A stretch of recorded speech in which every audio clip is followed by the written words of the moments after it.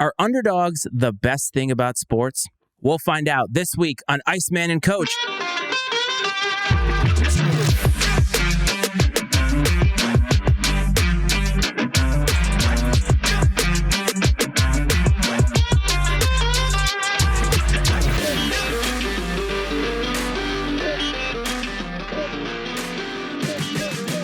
What's up, everyone? Welcome back to another episode of Iceman and Coach. It is the second week of March. This is Matt Freitz, the Iceman. That is the coach, Brad Powell, if you're watching on YouTube. Coach, welcome to the show, my man. Iceman, it is March Madness, and I could not be more excited. And on top of that, one thing near and dear to my heart, we call it March Madness in the wrestling world as the NCAA Division I Wrestling Finals are taking place in Tulsa, Oklahoma this weekend. I'm really excited about that. Kind of have that layered right on top of the NCAA tournament, the basketball tournament action this weekend. And, a little personal side bit, the Bradley Braves, my team, did get into the NIT, and they will be traveling to Madison, Wisconsin. By the time you folks listen to this, that game will probably already be in the books. It is Tuesday night.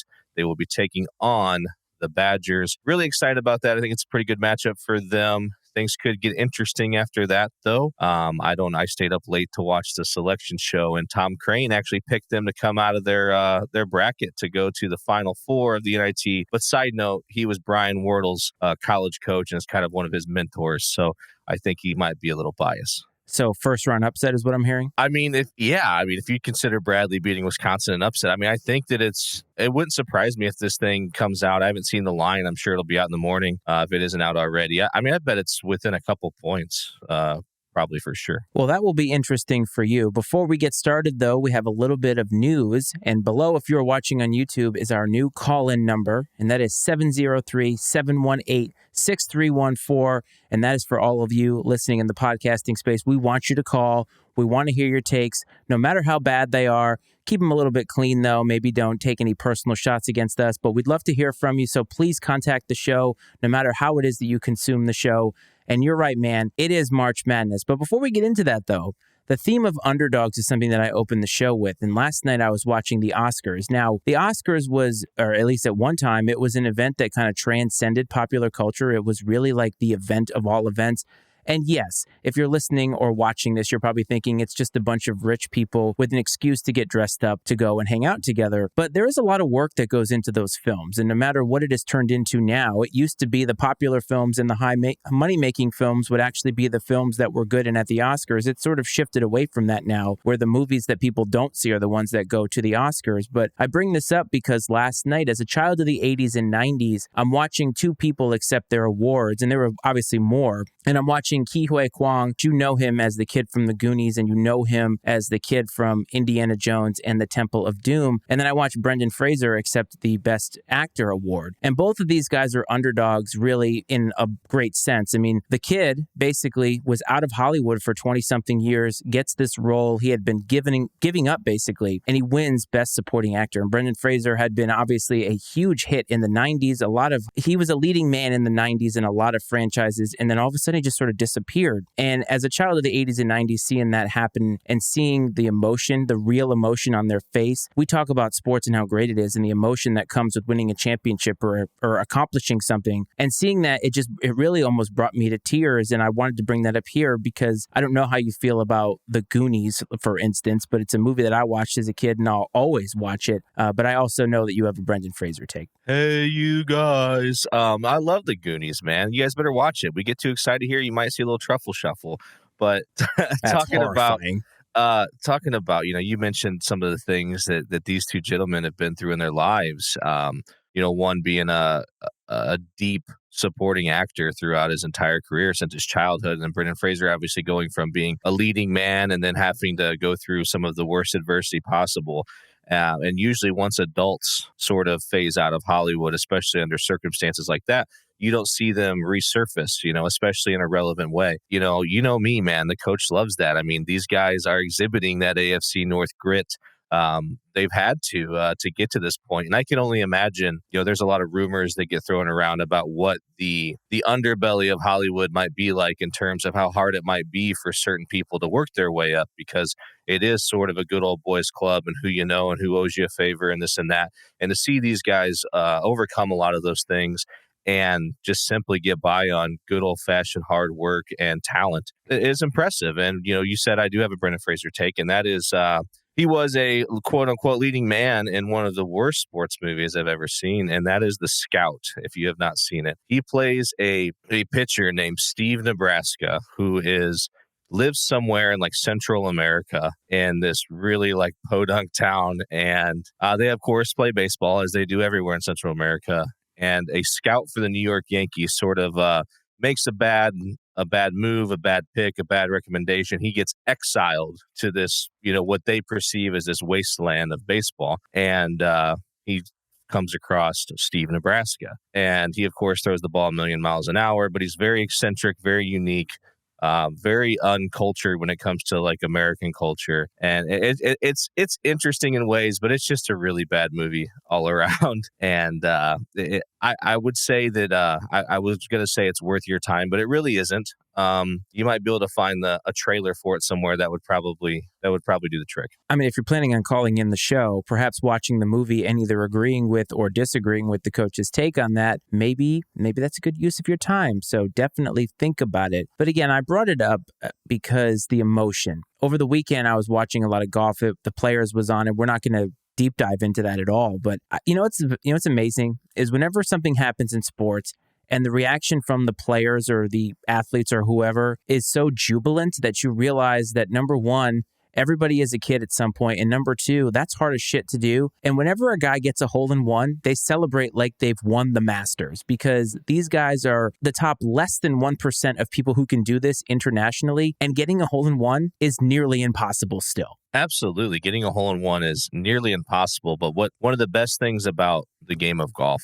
is that even a schmuck like me who doesn't play as much as I'd like to, and I'm not very good, can luck my way into a great shot once in a while. And so it's one of those things that anyone can achieve, but very few people do achieve it. And it's almost impossible to replicate. Of course, there's a lot of skill behind it, especially at that level. But it just takes a lot of luck. And I think that's why you see the emotion, the outpouring of emotion, because they know how rare it is and how unique it is to happen. And I love that. That's my favorite part about sports. Every part of it, whether it's fandom or playing it, is just the emotion that gets wrapped up in it. Absolutely. And to segue to the NCAA tournament, at the Oscars last night, you had the Underdog stories, and then you had Jamie Lee Curtis, who basically wins a Body of Work award, a Lifetime Achievement Award, by finally winning an Oscar. First time nominated, first time win. And when I look at the NCAA tournament bracket, the selection show was last night. I did watch it. You did hold out on us, though, and didn't tell us that the head of the selection committee works at Bradley University. Like, when were you going to friggin' tell us that? Honestly, it didn't even occur to me. I knew it. It's always been in my brain up there with the other useless bits of information. But yeah, he's the vice president of intercollegiate athletics at Bradley, aka the athletic director. I think they've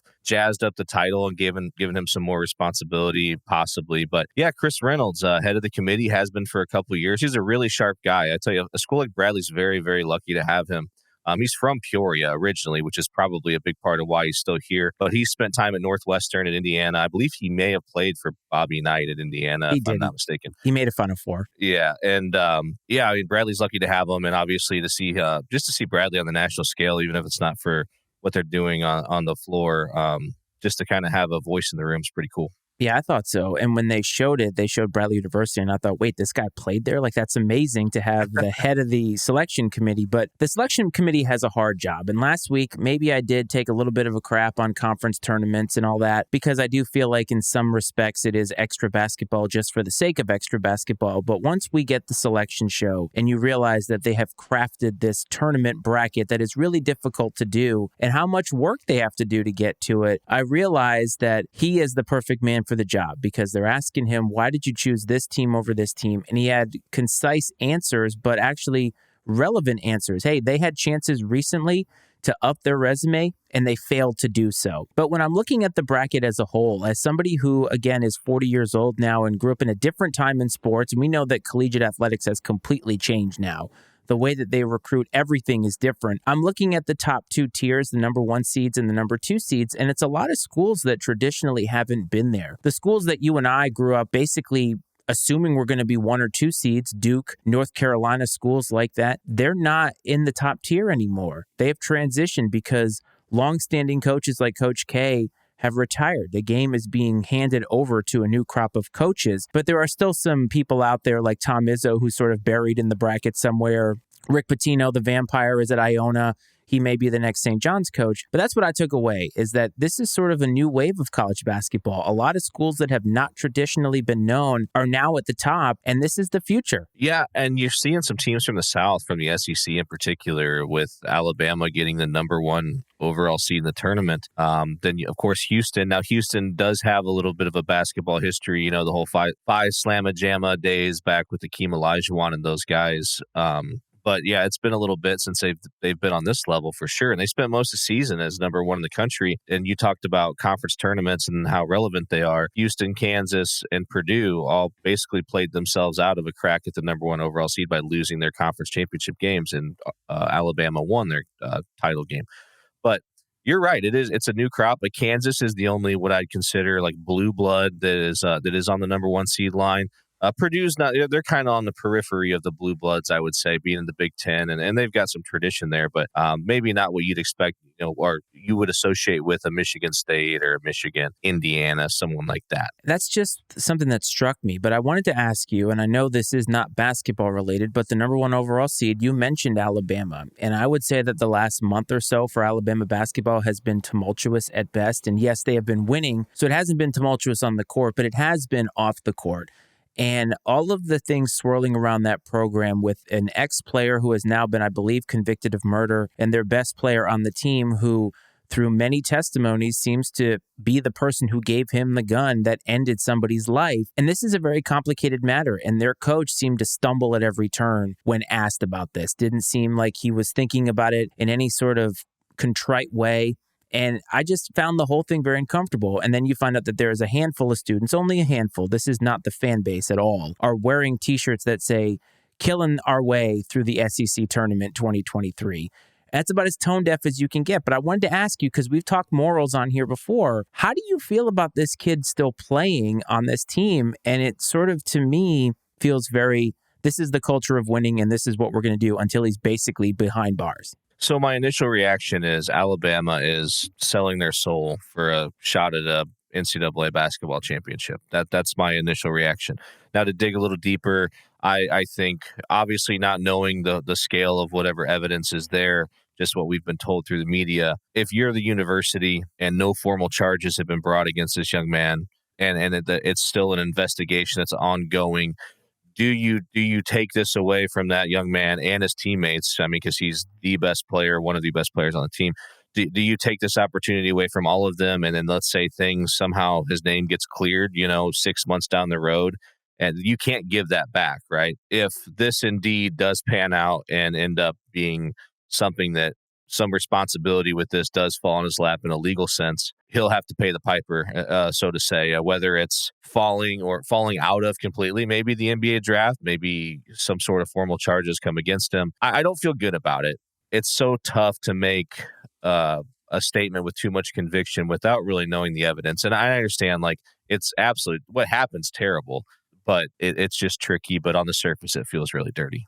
It just brings to light that all of these instances that seem to have gun violence, it's just kind of crazy to me that so many athletes seem to go down that road. And it's not just this Alabama kid, it's John Morant, it's others. And I guess you're right, though. If there are no formal charges, what are they supposed to do? I hear what you're saying, though. And I think that in the end, what will be, justice will be served in some way. It's just when you have something that's a murder around their program, it's so uncomfortable. And I go back to Aaron Hernandez and think about all the things that we found out he was doing while he was at Florida. And we've asked ourselves, what did Urban Meyer know? He had to have known something was going on because the second life that he led was just so crazy. This situation sounds like it was some kind of a misunderstanding. But man, when somebody's life is taken, it just feels so much different. It feels so grave. And I don't know. I'm not going to not root for the kid or not root for Alabama, but I think you're absolutely right. When you're staring at the football team with how many national championships, the basketball team hasn't been relevant maybe ever. This is their chance. This might be their only chance, and they're going to take it. And I guess I can't really blame them. I mean, and another layer of this is a university. Most universities do have a code of conduct or code of ethics or honor code or something like that. So even without any formal charges, I assume that just the association with his association with the incident would violate any credible code of ethics or conduct that may exist at most universities. That being said, unfortunately, more and more these days, college sports is big business, and you have high dollar donors behind these programs. The people who are in control of these universities from an administrative standpoint, they're sort of in the palm of some of these donors sometimes. I'm not saying this is the case, but it's a possibility. There may be a multi-million-dollar donor somewhere in Alabama that's said, if you take this kid off the floor, I'm pulling my support. And that's a significant amount of money to pull. And I'm not saying, again, that is the case, but that's sort of the climate and the culture that exists amongst major sports programs at these colleges these days, unfortunately. And that's not really going to change. I mean, if the donors don't come out and say that they have a problem with it, and at Alabama they probably wouldn't, then what's the coach supposed to do? He just should have handled it a little bit better in the media. But let's switch to the basketball. And some of the other takeaways that I had, and this is an old man boomer sort of take. It's not even a negative take, but as I'm listening to Greg Gumbel call out these teams and call it their conferences, my mind is just all screwed up because they're calling out conferences that in basketball I have associated with so many other teams. Like, I can't remember who they said was the Conference USA champion, and I automatically was like, oh, that used to be Cincinnati way back in the day. It's not anymore. And that's just something that I've realized over time, and I don't think that I've really paid as much attention until we started doing this show and talking about all this realignment stuff, is that so many things have changed. And then I think what put sort of a stamp on that was Jim Boeheim retiring from Syracuse. I think they sort of asked him to leave. There was a whole awkwardness with that press conference. But Jim Boeheim pretty much is the last vestige of the old guard in college basketball. I mean, Tom Izzo is that as well. But man, Jim Boeheim had been there for 47 years, and he represents what was Big East basketball. Big East basketball is nothing like it was. And Marquette was great this year, but you and I probably remember Big East basketball being at Madison Square Garden, being the classic teams, your Georgetowns, your UConn, schools like that, St. John's. And it's just not like that anymore. And I think I don't have an issue with it. It just struck me, though, that we really are in a new era of college basketball, so much so that the coaches that we've always sort of leaned on to know in the NCAA tournament, they're not there anymore. And Jim Boeheim should have retired a long time ago, like I said last week, but man, 47 years at the same school. Think about how much has changed in college basketball in that time frame. Yeah, it's incredible. And there's a great ESPN 30 for 30, it's called Requiem of the Big East. It talks about the history of the conference, how they developed and everything else. It's really interesting. But to watch that, and you see Jim Boeheim, and he's kind of built up to be this larger than life icon, and he really has been. And to see him go out the way he did is sad. Because Coach K kind of got to go out the right way and on his own terms. And I think that Jim Boeheim, as much as some people don't care for him, I think that he deserved and has earned that right to go out on his own terms. And maybe he's had that opportunity and just chosen not to. Who knows what's happened behind closed doors and meetings at Syracuse. But it's sad to see it happen the way it did. But you're right. A lot of the old guard is gone. And it'll be interesting who sort of rises up to, kind of take the throne, per se. Bill Self's been around for a while at Kansas, but he's still got a ways to go, I think, before he's really getting up there. And there's a couple others, but it'll be interesting to see where we sit, in 5-10 years, like who replaces them in the hierarchy of college basketball coaches. And the landscape of college sports is going to change even more in that time period, to the point that we may not even recognize what the NCAA tournament looks like anymore. But another story that kind of piqued my interest is Marquette. And I mentioned them a little bit earlier about the Big East. And I completely forgot that their head coach is Shaka Smart, a guy who took VCU, local university around here, to the Final Four, cashed that in for the job at Texas, didn't do very well, got fired, and he goes back to Marquette, is redeeming himself. And this is a legitimately great basketball team. And I think it's amazing because they had Shaka Smart and Chris Beard, who seem to be polar opposites in terms of what they are personally.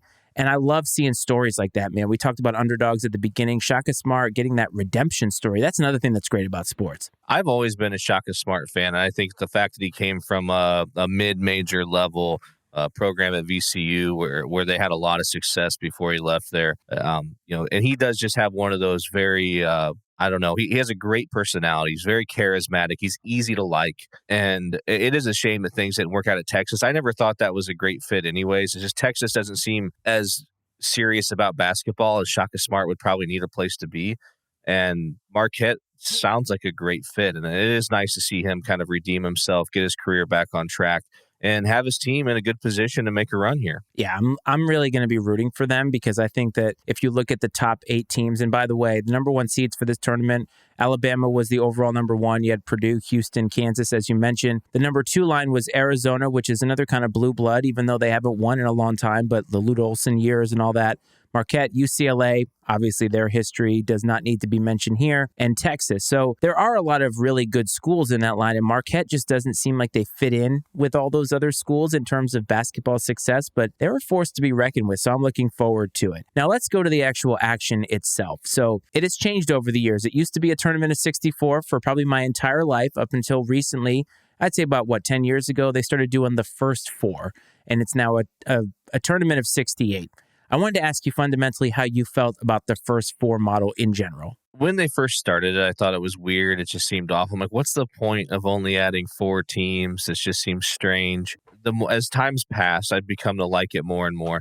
One thing, I don't like people calling it the play-in games because it's not you're in the tournament. Yeah, you're in. You know what I mean? Like, you're in. This isn't play to get in. You're in. And one thing, too, that it does is it adds an opportunity for these schools that are playing in those games to earn some money that they wouldn't get otherwise because they're playing an even opponent, at least seed-wise, and that's an extra unit that they'll get for winning that game ahead of the traditional first round, which is a really great opportunity. A lot of people kind of scoff at the first 4, but I think it is a nice opportunity as far as that goes. And another thing I take from it, we get to see some good matchups because those are the only games where they are literally the same seed, right? So they should be very evenly matched games. And then the tournament starts a couple days earlier for all of us, which is great too. I was in the same boat as you about the first 4. I really didn't like it at first. And I think what really I didn't like the most was the fact that they called it the first round and they really screwed up all of the nomenclature going forward where they're like, the first day is the second round. And I'm like, no, it's not. It's the first round. Stop it. Like, we're not doing all that. And then they actually course corrected on that. But I want to build on something that you talked about. You talked about earning money. The other thing that I didn't realize that it did up until recently, honestly, was it gives these schools that basically have no chance of winning all these 16 seeds, it gives them a chance to actually win an NCAA tournament game, and it gets them exposure.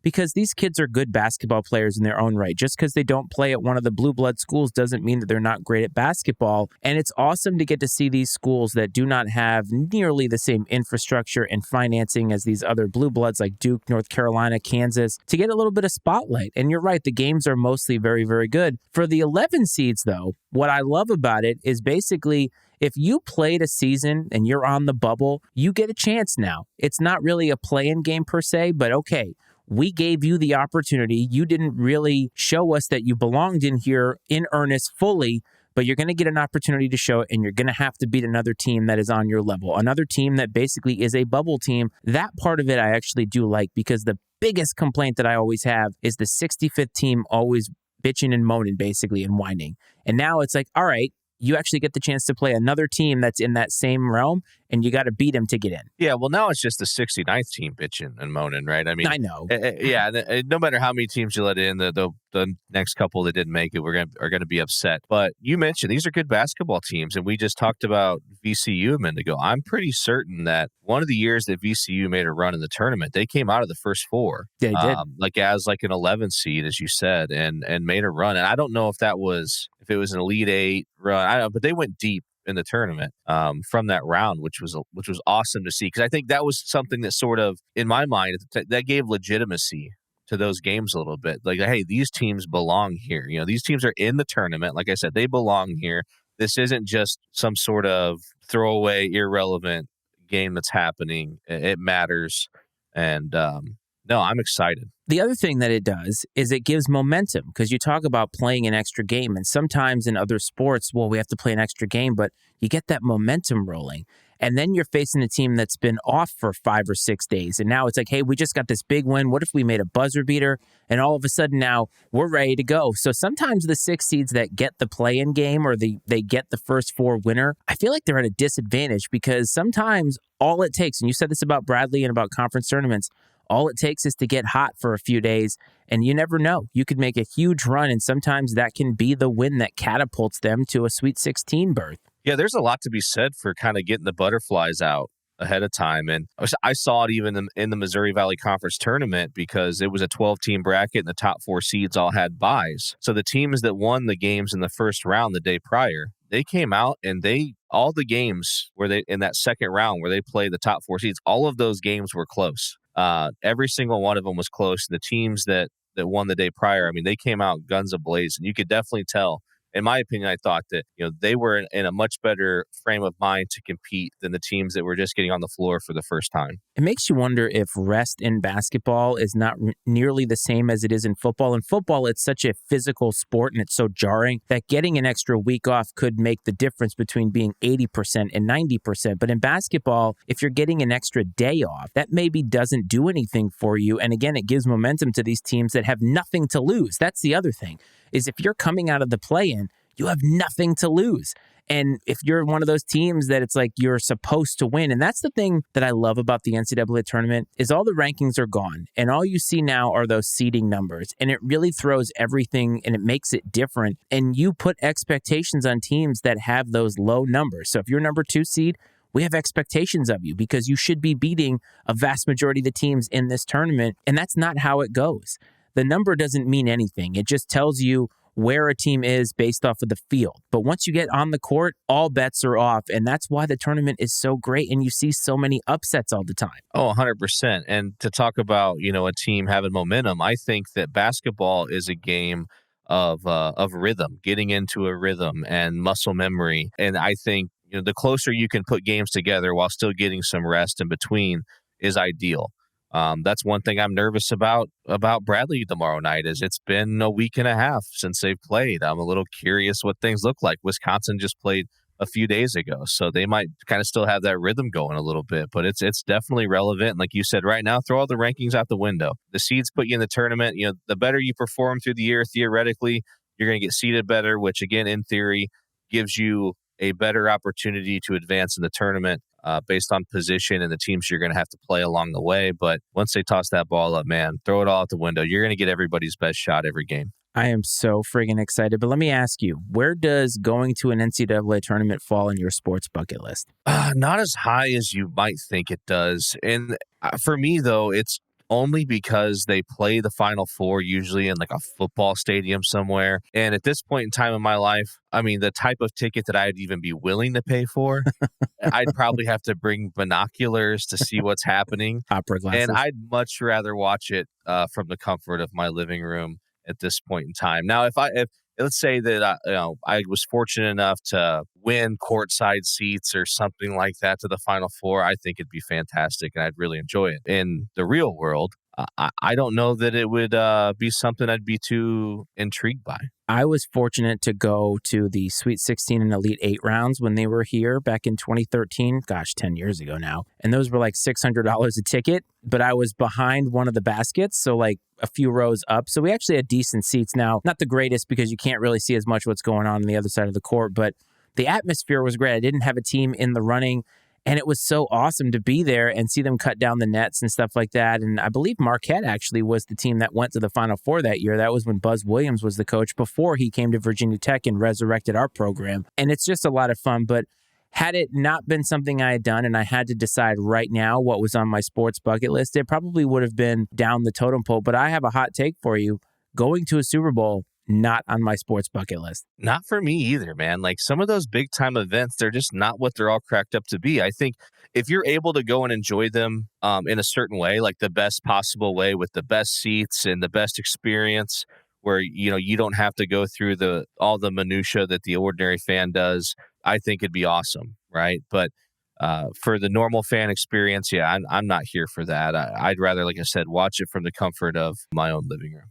So you like to fill out a bracket. I like to fill out a bracket. And I think that we should do something. I think that you and I should each fill out a bracket and make it public on social media, not for any type of contest, but I think just to keep ourselves honest and to let the listeners and the viewers keep us honest. But if you had to give me a gut feeling about who you think is going to win the national championship right now, gun to your head, terrible analogy, right now, who would it be? Kansas Jayhawks. I have the Kansas Jayhawks picked to win the tournament. I'm in a little the company I work for, we do like an office pool, a whole company-wide thing. It's fun. I filled it out this morning, and I picked the Kansas Jayhawks to win the tournament. Are you interested in what my Final Four is? Sure. Okay, so I did have Alabama in the Final Four. I had Alabama, and I believe I may have had Marquette in the Final Four, and on the other side, it was Kansas and Houston. So, I mean, I went pretty chalk for the most part. I mean, I had a few upsets early on, but mine's chalk most of the way through, which honestly I feel like is the safer way to go if you are trying to win a bracket pool or something like that. I agree. I think you usually have to go ones and twos a lot of times, maybe some threes. It kind of depends on where teams are seated. Sometimes you get a sneaky seed like Gonzaga's a 4. That could be a little bit sneaky, something like that. But I agree with you. So if I had to give you a gut feeling about who I think is going to win, Kansas does stand out to me as well because of everything with Bill Self recently. They're definitely on an emotional ride. But when I see teams like Arizona, they've played a lot of really tough competition. The Pac-12 is actually good. We make fun of it in football, but UCLA and Arizona getting on that 2 line is pretty special. But I don't do a bracket until the night before. I let all the games play out because we don't pick the first 4.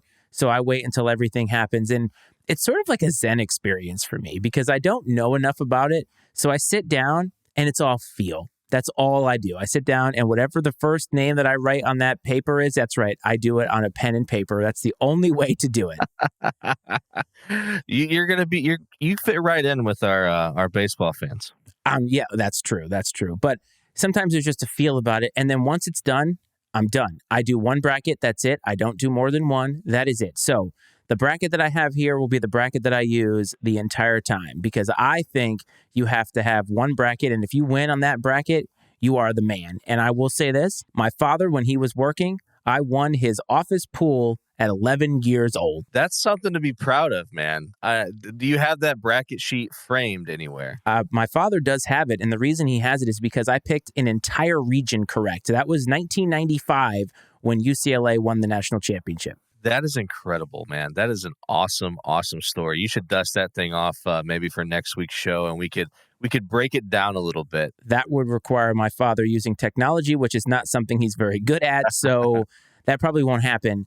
But the NCAA tournament is exciting. You all know this. I talked about this last week. Thursday, if you're looking for me, you need to find me. My ass will be on the couch. I will be watching these games. I will have multiple screens up. Who knows what the hell will be going on. But the NCAA tournament will be on. I love it. I love everything about it. And then I'll stop caring about college basketball, probably starting around the Elite 8 because that's generally when I start to peter out a little bit.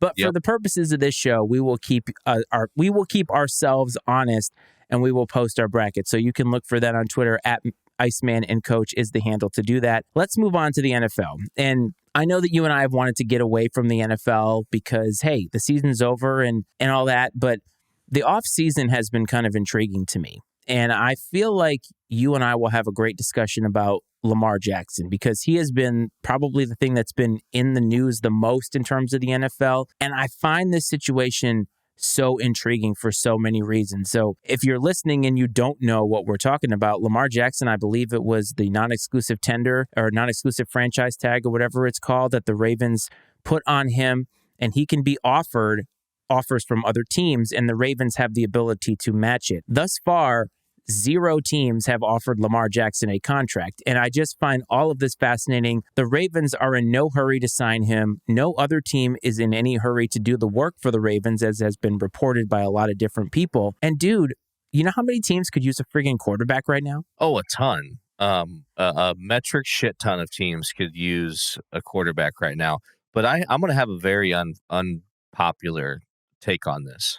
From purely a business standpoint, I agree with what the Ravens are doing. I don't blame them for what they're doing one bit because, and I think the proof is in the pudding. The fact that no one else has even offered a contract at this point in time. Now, from a human perspective, looking at what Lamar Jackson has done for them and how hard the guy plays and seems like a pretty good dude, it sucks, yes, because he's only got this small window of time to make his money and try to put himself in a position to live the rest of his life comfortably. But the NFL is a business, and the Baltimore Ravens are a business, and I think they are making the right business decision in the way they're handling this. The funny part about this is that the Ravens and Lamar Jackson are both doing what they should be doing. Like, I don't begrudge either side for doing what they're doing. Lamar Jackson should try to get as much money as possible, as soon as possible, and the Ravens should not break the bank to try to basically make sure that they keep him. Now, I think the funny part about all of this, and not funny, haha, is Deshaun Watson is the reason that all of this is happening, because the Cleveland Browns were stupid enough to give him $240 million fully guaranteed. He hadn't played in the league for 2 years, everything that came with him, the circus that came with him. And Lamar Jackson is now in a position where he may not get paid because he's looking at the market and saying, I want what that guy got because look at all the playing that I've done. And I know he's been injured and all that. And the narrative about his off-the-field stuff, if you had concerns about that, why did you draft the guy? Like, I'm kind of not here for that. But the business element of it, Lamar should be asking them for that, and the Ravens shouldn't be giving him that because the market shouldn't be reset by the Browns doing something really stupid. But in a lot of ways it has, because Daniel Jones just got $40 million a year. Yeah, it's insane how every year a quarterback gets signed to the newest, largest contract, resets the market, and then everyone else wants to be paid relevant to whatever that number was, and it just creates this vicious cycle. I'm telling you right now, the NFL, I think the game is changing, and this stinks because Lamar Jackson's probably like 5 to 10 years ahead of where he could really be even more beneficial to a team. I think the game's changing a little bit, and that quarterbacks are going to become similar, not the same, because it won't be by committee, but similar to running backs. I think they're going to have shorter shelf lives, and you're going to have more quarterbacks who are capable of coming in and winning football games, like we saw with the 49ers, for example. I think you may see more situations like that where teams are going to have other capable guys.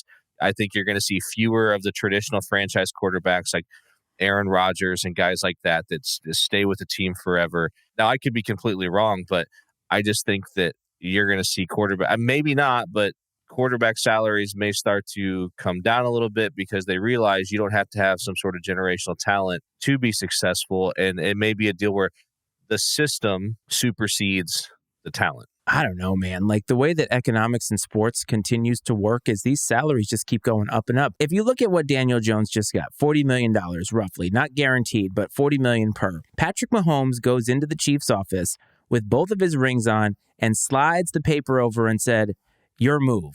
Because basically that's what should happen. Like, if he's not making that much money, can you imagine what he's worth? Oh, I mean, yeah, it's unbelievable. And in regards to the Chiefs, I saw something the other day that talked about how their GM is handling things masterfully, and they're sort of taking a page out of the Patriots playbook. And someone put it very eloquently. They said the Chiefs now know as a franchise that they're a destination.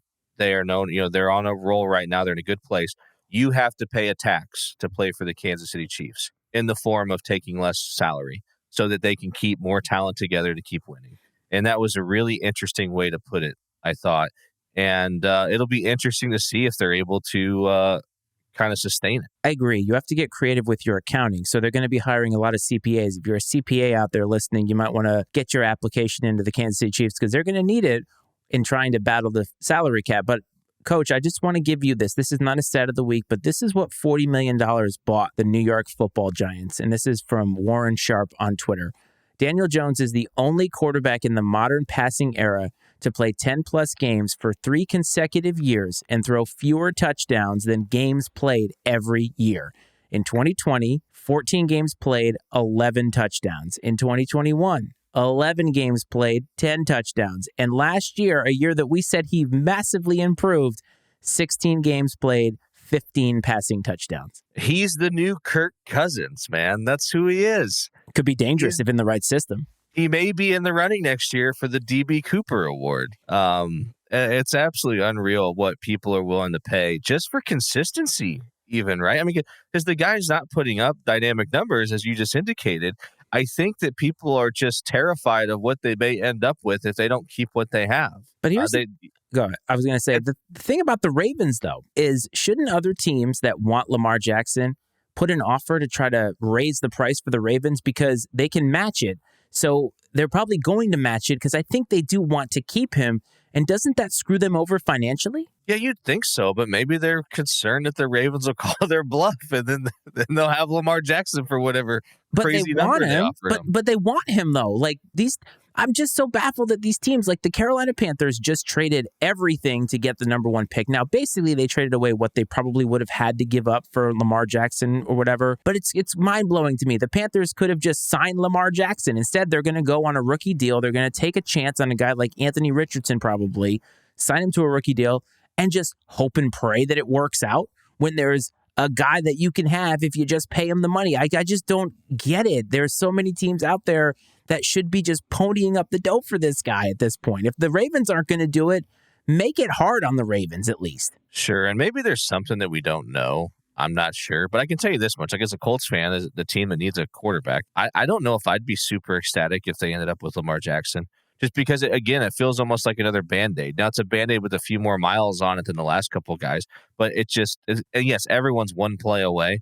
But just because the way he plays the game is explosive and dynamic, and it's hard to defend, but it's also dangerous and risky. And I don't know that, if I'm the Colts, I don't know if you could afford to take that risk. So you're not going to take the risk on Lamar Jackson because it's too volatile, but you're going to sign Carson Wentz. I just want to make sure we're on the same boat here. Too. Just so you know, that's terrible too. I'm not a fan of that movie either at all. I saw that. Matt Ryan.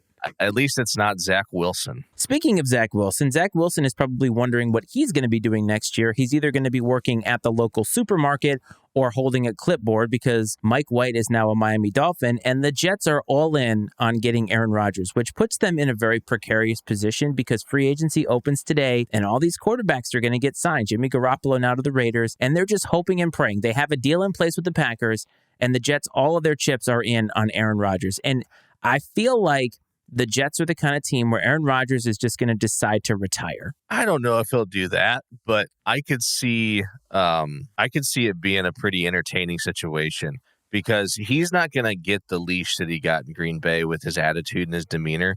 I don't know if New York's going to put up with that the way they did in Green Bay. So it'll be really interesting to see what takes place if, in fact, he does end up there.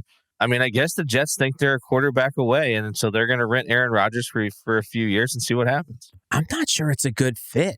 And Cleve would tell you that too. Like, I don't think it's a good personality fit because New York is not really a market in which you can go do darkness retreats when things don't work out.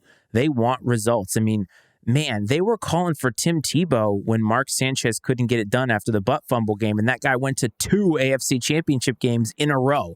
This fan base is salivating for something, and all we've gotten is not just mediocrity, but just laughingstock of the league. And Aaron Rodgers really doesn't play well with rookies and young guys. That is an extremely young team. There's not a lot of veterans on that team. Do you really see Aaron Rodgers coming in and not just being a diva? No, I think you're absolutely right. And I agree. I think it's a bad fit. And especially with a young head coach, Aaron Rodgers and young head coach, or just young people in general, don't strike me as a recipe for success. I think he could be successful with like an Andy Reid type guy, which obviously they're pretty well set at the quarterback position. But I think if he played for a veteran coach that's been around the block, Rodgers seems like the type of guy that respects those people and is more open-minded to that as opposed to like a Matt LaFleur. Like, from the day that Matt LaFleur walked in the door, I imagined it like Ron Swanson on Parks and Rec when he's at the hardware store and the guy walks up and he goes, "I know more than you." I imagine that's what happened in the offices at Green Bay when Matt LaFleur walked in to introduce himself to Aaron Rodgers. I don't know. Like Aaron Rodgers, I don't think that he cares as much about winning football games and Super Bowls as the Jets fandom wants him to. And they're going to have to give up, I assume, a lot to get him because Aaron Rodgers is a Hall of Famer. He's going to walk into Canton as soon as he is eligible. And the Jets, I feel like, are in such a bad position because if they don't get him, they are so screwed. Yeah, they've got to make a move because, Zach Wilson's not the answer. And it would be interesting to see who they have to settle for if they're not able to land Rodgers. I would have taken 5 years of Derek Carr over a hope and a prayer on 2 years of Aaron Rodgers, because at least I you agree. get 5 solid. I mean, I know that Derek Carr is not a great quarterback. I get it, but he's a solid quarterback. He's definitely an improvement over what they've been slopping out there the last few years. And with a young team, you got a guy who's a great locker room presence, gets along with a lot of guys, seemingly well-liked across the entire league.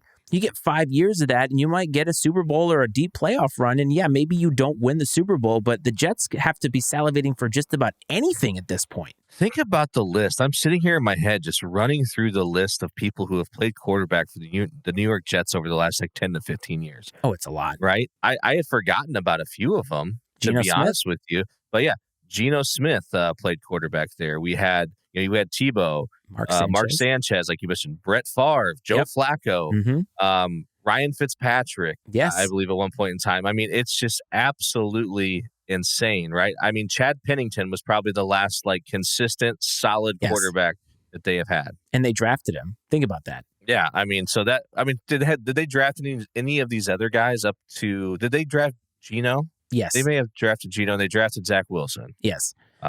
And they drafted Mark Sanchez. Now, Mark Sanchez had an opportunity to be good, but I think Rex Ryan got in the way of that. I mean, their formula for that was good defense, and Mark Sanchez didn't have to do a whole lot, and they just messed that up. But that organization can't seem to get it right, and I'm waiting for Aaron Rodgers to retire so that Jets fandom are like, well, what do we do now? Because we just kind of put all of our eggs in this basket, and we hired this buffoon, Nathaniel Hackett, as our offensive coordinator. Yeah, can you imagine the conversations that are happening on the streets of New York, or in a cab, or these guys are going into work in the morning, where I'm talking blue collar guys, right? Going into work in the morning and be like, here we're getting Rodgers. Yes. And going on about it and thinking it's going to be the savior. Yeah, what happens to those guys if this doesn't pan out?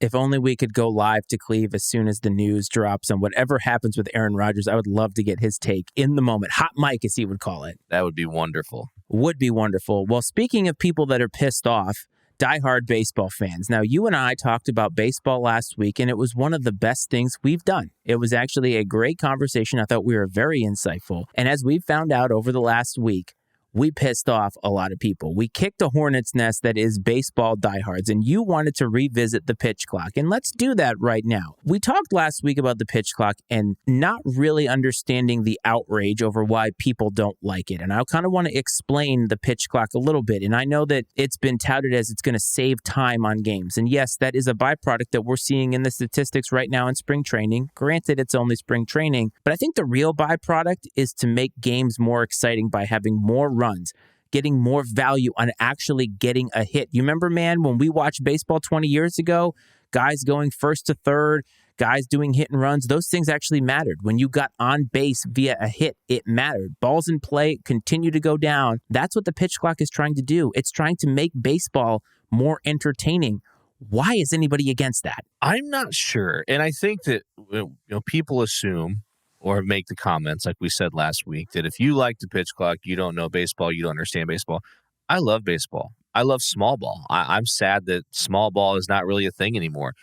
Sack bunting to get a guy over, stealing bases, things like that. I mean, it just does not exist. It's become a feast or famine type of game. Yes. Is the pitch clock going to change that? I don't know. I'm not sure. Well, that's to be determined. One thing we talked about last week, though, we made it more maybe about the hitter as opposed to the pitcher last week. I got to think for the most part as a pitcher, you might like it a little bit because it allows you to get into a rhythm. I think one thing that probably happens a lot out there on the bump is you get in your own head a little bit once in a while. I mean, it's a long season. And I think that, a lot of times, especially in a game like baseball where it's sort of this chess match, it's played between the ears. And the more time you have to think about stuff sometimes, the worse off it is. If you've got to get on there and throw a pitch every 20 seconds or so, I think that can only be beneficial in the long run. You get into a rhythm, you're feeling good, you're not thinking, you're just executing. I don't see what could be bad about that. Yeah, it's going to be weird. People are going to try to take advantage of it in weird ways, but I think that it'll settle in and ultimately it will be a good thing. I'm curious, though. I want to hear some actual counterpoints from listeners out there that are absolutely against the pitch clock. I want to hear why you're against it, what you think, how you think it hurts the game. We've got the hotline number scrolling across the bottom of the screen. So get on the phone, call the operator, get out your rotary phone or whatever it is, or maybe you guys are still crafting your letter via feathered quill. Maybe you're still crafting your letters via feathered quill to send to us with the Pony Express to let us know what your takes are on the pitch clock as you're sitting there writing by candlelight to tell us that we don't understand baseball or we don't love baseball. I think that this is ultimately going to be a good thing. Like everything else, it's going to work itself out and settle in, and it's going to make the game better. The thing is, though, is you hear the players and the managers talking about the fact that the players are already adapting. Like, I think it was Aaron Boone. They had a spring training game at some facility that didn't have a clock because, they're playing in the middle of nowhere. They're not playing at their normal facilities. And the players actually continued to speed up. They didn't actually need the clock to be kept on because I think they're getting used to it now that this fast pace. I mean, you're seeing the stats that are coming out. I think it's Jeff Passan who was talking about they shaved an average of like 22 minutes off of games. That's huge. And I know that people will say like, well, it doesn't have the same feel to it. There's not going to be the same tension. Yes, there is. When they get to October, there will still be tension. And honestly, if they wanted to, they could get rid of the pitch clock for just the postseason if they wanted to. But through 162, think about that, 162 games. The NFL is 17 games. Think about how many people complained about adding an extra game. 162 games. It's almost every damn day for 6 months. They got to do something. You can't watch every single game. It's just not feasible. And it's like baseball fans have gotten to this place, diehards I'm talking about, where they can't change anything. I don't understand that at all. I mean, to that point, you and I talked about Shohei Ohtani, and I asked a bunch of people offline, is Shohei Ohtani a great thing for baseball? And almost unanimously, everybody said he's probably the best thing that's ever happened to baseball. And yet you and I talk about it last week, and you get more people disliking that take than liking that take. Like, these can't be real baseball fans, can they? I wouldn't think so. I mean, we said it last week, evolve or die. Baseball cannot survive on the backs of only diehard fans. It simply cannot. And I understand that I'm a traditionalist and things that are near and dear to me, I hate to see them change. You want to just clinch onto it and hold on as much as you can because you feel like the game that you love is going to become something completely different. But I'm just telling you, hang in there. It's going to be okay. It'll be weird for a little bit. Like you said, the players are already adjusting. I think it's ultimately going to be a better brand of baseball. Yes, we're still going to get drama. There's still going to be the buildup. I mean, yeah, you might, if anything, I'll give you this. You might lose a little bit of the gamesmanship that comes, that happens in some of these at-bats with pitchers stepping on, stepping off, guys getting in and out of the box or whatever. But ultimately, that's not good for the game, though. Yeah, you understand it as a diehard fan, but Joe Blow that's not crazy about baseball, that's thinking about giving it a try, he turns on, he's going to be like, I just watched this for 4 minutes and nothing's happened.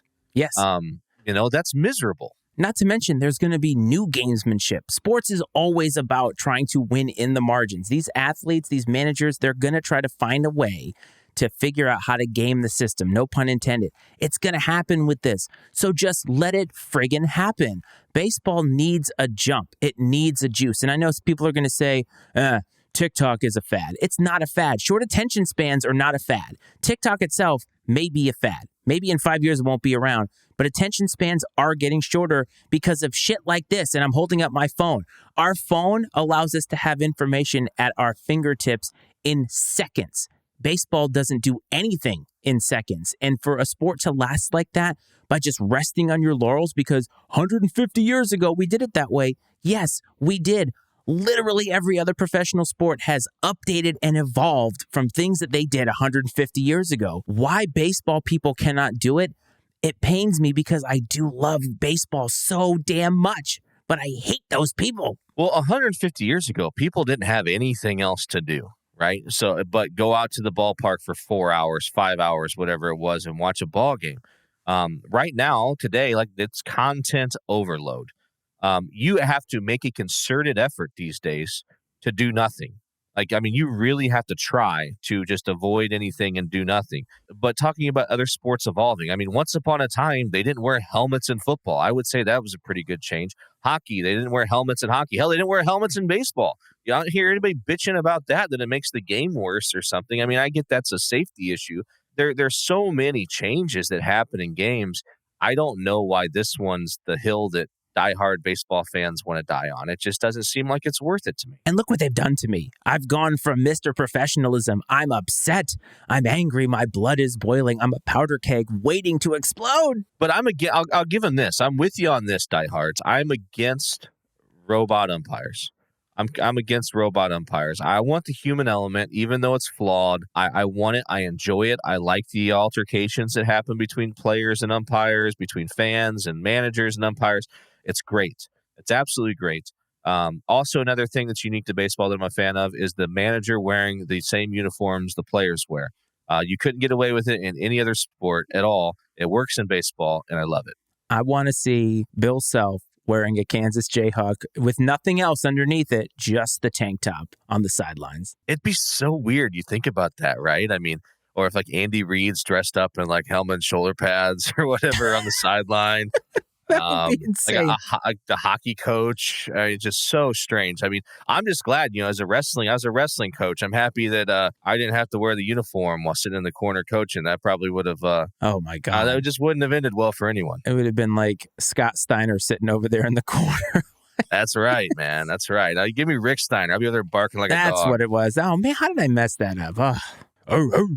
And with that, it's time for OTW.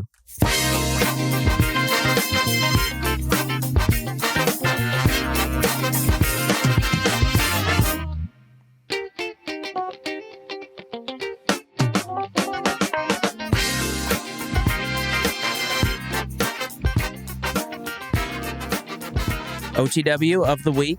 Oh, as always, we start with the Iceman's stat of the week. Coach, I'm sure you are familiar with the North Carolina Tar Heel basketball team. I do believe that I've heard of them. As you know, when we first started this show, I asked you a fundamental question about college football and preseason rankings. Well, preseason rankings also are a part of men's basketball and women's basketball.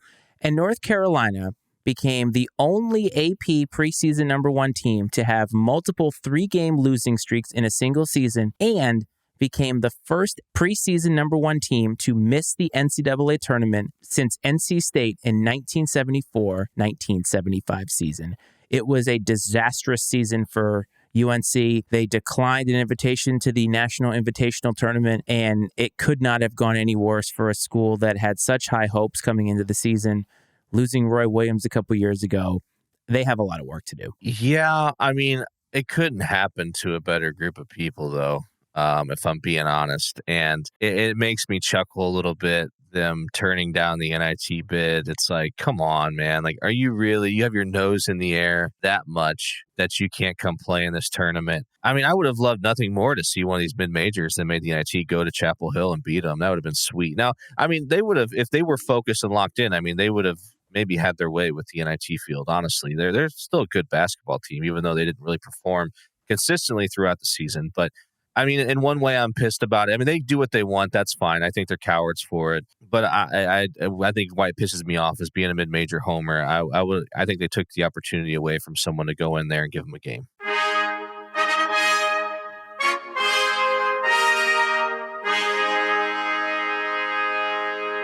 And the sound of those trumpets means it is time for Coach's Pick of the Week. Coach, you started 0-0-0 last year, and you chose the Wake Forest Demon Deacons over the aforementioned Syracuse Orangemen in your first pick of this new cycle. And I'm happy to report to you and to everybody, you are undefeated for the first time in the history of Coach's Pick of the Week. Hear ye, peasants. All I can say is you better get used to it. I've got a couple of winners for you this week from the hardwood. It is March Madness after all. We're doing 2 picks this week, Iceman. The first pick, okay, and both of these teams are out of the South region. I'm taking Furman over Virginia. That's a 13 seed over a 4 seed. Furman over Virginia. And I am also taking number 12 Charleston over number 5 San Diego State. Those are two very, very good veteran-led mid-major programs. Charleston went like 30-3 on the year. I know they play in a lesser league, but I mean, you've got to really be playing good basketball to win that many games, no matter who you're playing. Furman and Charleston with first-round upsets in the NCAA tournament. The Furman Paladins and I believe the Charleston Cougars upsets in the first round of the NCAA tournament. My man, anytime UVA gets upset, I'm a happy camper. So let it be written. So let it be done.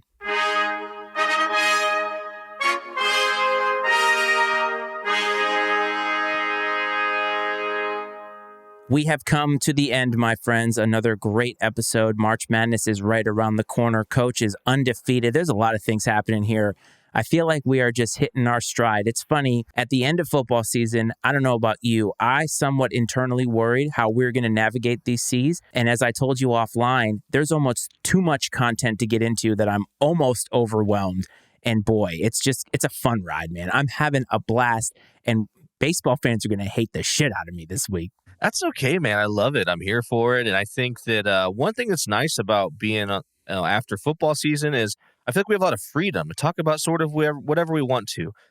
During football season, it's the biggest thing going on in the country in the sports world at that time. And so there's almost an obligation, right, to make sure we're focusing on football, whether it's college football or the NFL. And we both enjoy football too. But I'm really enjoying this so far. It'll be interesting to see how we continue to evolve throughout the rest of the spring into the summer before football comes, because there's just a lot of places out there we can go with this, man, and I cannot wait. Same here, man. And speaking of things I cannot wait for, Thursday, I don't know what you do. Thankfully, I work from home, so I can have the games on in the background.